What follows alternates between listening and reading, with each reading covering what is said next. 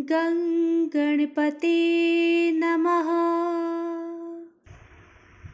बोलिए सच्चिदानंद सद्गुरु साईनाथ महाराज की जय। जो अकारण ही सभी पर दया करता है तथा समस्त प्राणियों की जीवन व आश्रय दाता है, जो परब्रह्म के पूर्ण अवतार है, ऐसे दया सिंधु और महान योगी राज के चरणों में साष्टांग प्रणाम कर अब ये अध्याय आरंभ करते हैं। श्री साईं की जय हो। वे संत चूड़ामणि समस्त शुभ कार्यों के उद्गम स्थान और हमारे आत्माराम तथा भक्तों के आश्रय दाता है। हम उन साईनाथ की चरण वंदना करते हैं जिन्होंने अपनी जीवन का अंतिम ध्येय प्राप्त कर लिया। श्री साईं बाबा अनिर्वचनीय प्रेम स्वरूप है। हमें तो केवल उनके चरण कमलों में दृढ़ भक्ति ही रखनी चाहिए। जब भक्त का विश्वास दृढ़ और भक्ति परिपक्व हो जाती है तो उसका मनोरथ ही शीघ्र ही सफल हो जाता है। जब हेमाड़ पंथ को साईं चरित्र तथा साईं लीलाओं के रचने की तीव्र उत्कंठा हुई तो बाबा ने तुरंत ही वह पूर्ण कर दी। जब उन्हें स्मृति पत्र इत्यादि रखने की आज्ञा हुई तो हेमाड़ पंथ में स्फूर्ति, बुद्धिमत्ता, शांति तथा कार्य करने की क्षमता स्वयं ही आ गई। वे कहते हैं कि मैं इस कार्य के सर्वदा अयोग्य होते हुए भी श्री साईं के शुभाशीर्वाद से इस कठिन कार्य को पूर्ण करने में समर्थ हो सका। फलस्वरूप ये ग्रंथ श्री साईं सच्चरित्र आप लोगों को उपलब्ध हो सका, जो एक निर्मल स्रोत या चंद्रकांत मणि के ही सदृश है, जिसमें से सदैव साईं लीला रूपी अमृत झरा करता है, ताकि पाठकगण जी भरकर उसका पान करें। जब भक्त पूर्ण अंतःकरण से श्री साईं बाबा की भक्ति करने लगता है तो बाबा उसके समस्त कष्टों और दुर्भाग्यों को दूर कर स्वयं उसकी रक्षा करने लगते हैं। अहमदनगर के श्री दामोदर सांवला राम रासने कासार की निम्नलिखित कथा उपयुक्त कथन की पुष्टि करती है। दामू अणा। पाठकों को स्मरण होगा कि इन महाशय का प्रसंग 6वें अध्याय में शिरडी के रामनवमी उत्सव के प्रसंग में आ चुका है। ये लगभग सन 1895 में शिरडी पधारे थे, जबकि रामनवमी उत्सव का प्रारंभ ही हुआ था और उसी समय से वह एक जरीदार बढ़िया ध्वज इस अवसर पर भेंट करते तथा वहां एकत्रित गरीब भिक्षुओं को भोजनादि कराया करते थे। दामू अणा के सौदे। रुई का सौदा। दामू अणा को बम्बई से उनके एक मित्र ने लिखा कि वह उनके साथ साझेदारी में रुई का सौदा करना चाहते हैं, जिसमें लगभग 2 लाख रुपयों का लाभ होने की आशा है। सन 1936 में नरसिंह स्वामी को दिए गए एक वक्तव्य में दामू अणा ने बतलाया कि रुई के सौदे का ये प्रस्ताव बम्बई के एक दलाल ने उनसे किया था, जो कि साझेदारी से हाथ खींचकर मुझ पर ही सारा भार छोड़ने वाला था। दलाल ने लिखा था कि धंधा अति उत्तम है और हानि की कोई आशंका नहीं। ऐसे स्वर्णामी अवसर को हाथ से नहीं खोना चाहिए। दामू अणा के मन में नाना प्रकार के संकल्प विकल्प उठ रहे थे, परंतु स्वयं कोई निर्णय करने का साहस वह न कर सके। उन्होंने इस विषय में कुछ विचार तो अवश्य कर लिया, परंतु बाबा के भक्त होने के कारण पूर्ण विवरण सहित एक पत्र श्यामा को लिख भेजा, जिसमें बाबा से परामर्श प्राप्त करने की प्रार्थना की। ये पत्र श्यामा को दूसरे ही दिन मिल गया, जिसे दोपहर के समय मस्जिद में जाकर उन्होंने बाबा के समक्ष रख दिया। श्यामा से बाबा ने पत्र के संबंध में पूछताछ की। उत्तर में श्यामा ने कहा कि अहमदनगर के दामू अणा कासार आपसे कुछ आज्ञा प्राप्त करने की प्रार्थना कर रहे हैं। बाबा ने पूछा कि वह इस पत्र में क्या लिख रहा है, उसने क्या योजना बनाई है। मुझे तो ऐसा प्रतीत होता है कि वह आकाश को छूना चाहता है। उसे जो कुछ भी भगवत कृपा से प्राप्त है वह उससे संतुष्ट नहीं है। अच्छा, पत्र पढ़कर तो सुनाओ। सामा ने कहा, जो कुछ आपने अभी कहा वही तो पत्र में भी लिखा हुआ है। हे देवा, आप यहाँ तो शांत और स्थिर बैठे रहकर भी भक्तों को उद्विग्न कर देते हैं। जब वे अशांत हो जाते हैं तो आप उन्हें आकर्षित कर किसी को प्रत्यक्ष तो किसी को पत्रों द्वारा यहाँ खींच लेते हैं। जब आपको पत्र का आशय विदित ही है तो फिर मुझे पत्र पढ़ने को क्यों विवश कर रहे हैं। बाबा कहने लगे कि श्यामा, तुम तो पत्र पढ़ो, मैं तो ऐसे ही अनाप शनाप बकता हूँ, मुझ पर कौन विश्वास करता है। जब सामा ने पत्र पढ़ा और बाबा उसे ध्यानपूर्वक सुनकर चिंतित हो कहने लगे कि मुझे ऐसा प्रतीत होता है सेठ दामू अणा पागल हो गया है। उसे लिख दो कि उसके घर किसी वस्तु का अभाव नहीं है, इसलिए उसे आधी रोटी में ही संतोष कर लाखों के चक्कर से दूर ही रहना चाहिए। श्यामा ने उत्तर लिख भेज दिया, जिसकी प्रतीक्षा उत्साहपूर्वक दामू अणा कर रहे थे। पत्र पढ़ते ही लाखों रुपए के लाभ होने की उनकी आशा पर पानी फिर गया। उन्हें उस समय ऐसा विचार आया कि बाबा से परामर्श कर उन्होंने भूल की है, परंतु श्यामा ने पत्र में संकेत कर दिया था कि देखने और सुनने में फ़र्क होता है, इसलिए श्रेयस्कर तो यही होगा कि स्वयं शिरडी आकर बाबा की आज्ञा प्राप्त करो। बाबा से स्वयं अनुमति लेना उचित समझकर वह शिरडी आए। बाबा के दर्शन कर उन्होंने चरण सेवा की, परंतु बाबा के सम्मुख सौदे वाली बात करने का साहस वह न कर सके। उन्होंने संकल्प किया कि यदि उन्होंने कृपा कर दी तो इस सौदे में से कुछ लाभांश उन्हें भी अर्पण कर दूंगा। यद्यपि ये विचार दामू अणा बड़ी गुप्त रीति से अपने मन में कर रहे थे, तो भी त्रिकालदर्शी बाबा से क्या छिपकर रह सकता था। बालक तो मिष्ठान मांगता है, परंतु उसकी माँ उसे कड़वी ही औषधि देती है, क्योंकि मिठाई स्वास्थ्य के लिए हानिकारक होती है। इस कारण वे बालक के कल्याणार्थ उसे समझा बुझाकर कड़वी औषधि पिला दिया करती है। बाबा एक दयालु माँ के समान थे। वह अपने भक्तों का वर्तमान और भविष्य जानते थे, इसलिए उन्होंने दामू अणा के मन की बात जानकर कहा कि बापू, मैं अपने को इस सांसारिक झंझटों में फंसाना नहीं चाहता। बाबा की अस्वीकृति जानकर दामू अणा ने ये विचार त्याग दिया। अनाज का सौदा।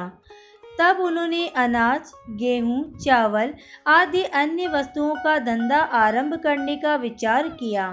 बाबा ने इस विचार को भी समझकर उनसे कहा कि तुम रुपए का 5 सेर खरीदोगे और 7 सेर को बेचोगे, इसलिए उन्हें इस धंधे का भी विचार त्यागना पड़ेगा।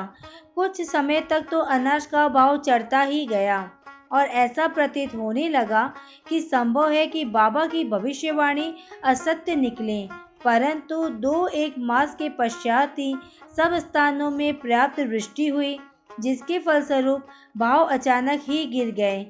जिन लोगों ने अनाज संग्रह कर लिया था उन्हें यथेष्ट हानि उठानी पड़ी, पर दामू अणा इस विपत्ति से बच गए। ये कहना व्यर्थ न होगा कि रुई का सौदा जो कि इस दलाल ने अन्य व्यापारी की साझेदारी में किया था, उसमें उसे अधिक हानि हुई। बाबा ने उन्हें बड़ी विपत्तियों से बचा लिया। ये देखकर दामू अणा का साईं चरणों में विश्वास दृढ़ हो गया और वह जीवन पर्यंत बाबा के सच्चे भक्त बने रहे। आम्र लीला। एक बार गोवा के एक मामलतदार ने, जिनका नाम राले था, लगभग 300 आमों का एक पार्सल श्यामा के नाम शिरडी भेजा। पार्सल खोलने पर प्राय सभी आम अच्छे निकले। भक्तों में इनके वितरण का कार्य श्यामा को सौंपा गया। उनमें से बाबा ने 4 आम दामू अणा के लिए पृथक निकालकर रख लिए। दामू अणा की 3 स्त्रियां थीं, परंतु अपने दिए हुए वक्तव्य में उन्होंने बतलाया था कि उनके केवल 2 ही स्त्रियां थीं। वे संतानहीन थे। इस कारण उन्होंने अनेक ज्योतिषियों से इसका समाधान करवाया। और स्वयं भी ज्योतिष शास्त्र का थोड़ा सा अध्ययन कर ज्ञात कर लिया था कि जन्म कुंडली में एक पाप ग्रह के स्थित होने के कारण इस जीवन में उन्हें संतान का मुख देखने का कोई योग नहीं है। परंतु बाबा के प्रति तो उनकी अटल श्रद्धा थी। पार्सल मिलने के 2 घंटे पश्चात ही वे पूजनार्थ मस्जिद में आए। उन्हें देखकर बाबा कहने लगे कि लोग आमों के लिए चक्कर काट रहे हैं, परंतु ये तो दामू के हैं, जिसके हैं उन्हीं को खाने और मरने दो। इन शब्दों को सुनकर दामू अण्णा के हृदय पर वज्रघात सा हुआ, परंतु मालसापति शिरडी के एक भक्त ने उन्हें समझाया कि इस मृत्यु शब्द का अर्थ अहंकार के विनाश से है और बाबा के चरणों की कृपा से तो वह आशीर्वाद स्वरूप है। तब वे आम खाने को तैयार हो गए। इस पर बाबा ने कहा कि वे तुम न खाओ, उन्हें अपनी छोटी स्त्री को खाने दो। इन आमों के प्रभाव से उसे 4 पुत्र और 4 पुत्रियां उत्पन्न होगी। यह आज्ञा शिरोधार्य कर उन्होंने वे आम ले जाकर अपनी छोटी स्त्री को दे दिए। धन्य है श्री साईं बाबा की लीला, जिन्होंने भाग्य विधान पलटकर उन्हें संतान सुख दिया। बाबा की स्वेच्छा से दिए वचन सत्य हुए, ज्योतिषियों के नहीं। बाबा के जीवन काल में उनके शब्दों ने लोगों में अधिक विश्वास और महिमा स्थापित की, परंतु महान आश्चर्य है कि उनके समाधिस्थ होने के उपरांत भी उनका प्रभाव पूर्ववत ही है। बाबा ने कहा कि मुझ पर पूर्ण विश्वास रखो, यद्यपि मैं देह त्याग भी कर दूंगा, परंतु फिर भी मेरी अस्थियां आशा और विश्वास का संचार करती रहेगी। केवल मैं ही नहीं, मेरी समाधि भी वार्तालाप करेगी, चलेगी, फिरेगी और उन्हें आशा का संदेश पहुंचाती रहेगी, जो अनन्य भाव से मेरे शरणागत होंगे। निराश न होना कि मैं तुमसे विदा हो जाऊंगा। तुम सदैव मेरी अस्थियों को भक्तों के कल्याणार्थ ही चिंतित पाओगे। यदि मेरा निरंतर स्मरण और मुझ पर दृढ़ विश्वास रखोगे तो तुम्हें अधिक लाभ होगा। प्रार्थना। एक प्रार्थना कर हेमाड़ पंथ ये अध्याय समाप्त करते हैं। हे साईं सद्गुरु, भक्तों के कल्पतरु, हमारी आपसे प्रार्थना है कि आपके अभय चरणों की हमें कभी विस्मृति न हो। आपके श्री चरण कभी भी हमारी दृष्टि से ओझल न हो। हम इस जन्म मृत्यु के चक्र से संसार में अधिक दुखी हैं। अब दया कर इस चक्र से हमारा शीघ्र उद्धार कर दो। हमारी इंद्रियां जो विषय पदार्थों की ओर आकर्षित हो रही है, उनकी बाहु प्रवृत्ति से रक्षा कर उन्हें अंतर्मुखी बनाकर हमें आत्मदर्शन के योग्य बना दो। जब तक हमारी इंद्रियों के बहिर्मुखी प्रवृत्ति और चंचल मन पर अंकुश नहीं है, तब तक आत्म साक्षात्कार की कोई आशा नहीं है। हमारे पुत्र और मित्र कोई भी अंत में हमारे काम नहीं आएंगे। हे साईं, हमारे तो एकमात्र तुम ही हो, जो हमें मोक्ष और आनंद प्रदान करेंगे। हे प्रभु, हमारे तर्क वितर्क तथा अन्य कुप्रवृत्तियों को नष्ट कर दो। हमारी जीवा सदैव तुम्हारे नाम स्मरण का स्वाद लेती रहे। हे साईं, हमारे अच्छे बुरे सब प्रकार के विचारों को नष्ट कर दो। हे प्रभु, कुछ ऐसा कर दो कि जिससे हमें अपने शरीर और ग्रह में आसक्ति न रहे। हमारा अहंकार सर्वथा निर्मूल हो जाए और हमें एकमात्र तुम्हारे ही नाम की स्मृति बनी रहे तथा शेष सबका विस्मरण हो जाए। हमारे मन की अशांति को दूर कर उसे स्थिर और शांत करो। हे साईं, यदि तुम हमारे हाथ अपने हाथ में ले लोगे तो अज्ञान रूपी रात्रि का आवरण शीघ्र दूर हो जाएगा और हम तुम्हारे ज्ञान प्रकाश में सुखपूर्वक विचरण करने लगेंगे।